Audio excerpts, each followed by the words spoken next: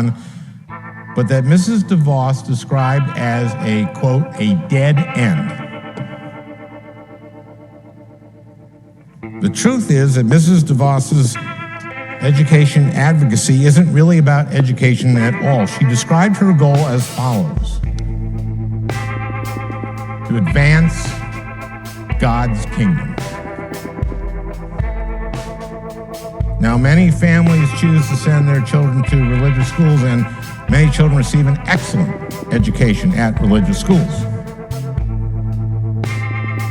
But it's the school's part that the Secretary of Education is supposed to focus on, and that's not the part that Mrs. Devos and her family have put at the forefront of their advocacy.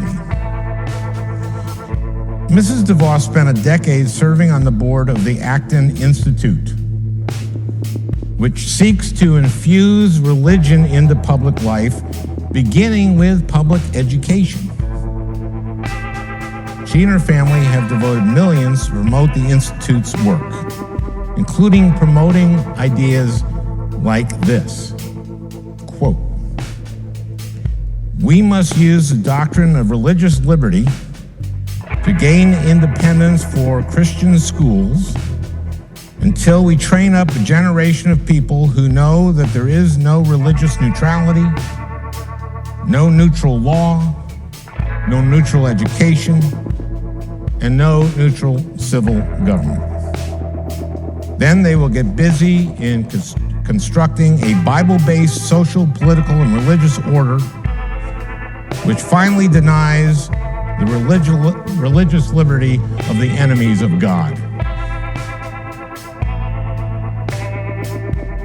Those are the words of Gary North, a Christian dominionist for whom the Acton Institute served as a forum.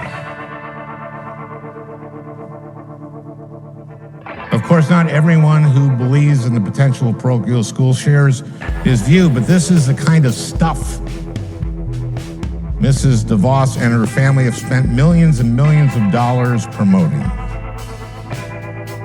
It's fine for someone to hold strong religious views and to advocate for those views and to spend their family fortune encouraging others to adopt them. But it's entirely fair to ask whether the mission of building a Bible-based social, political, and religious order is compatible with the mission of the Department of Education. So yes, based on Mrs. Devos's radical ideology, I was skeptical when her nomination was sent to the Senate.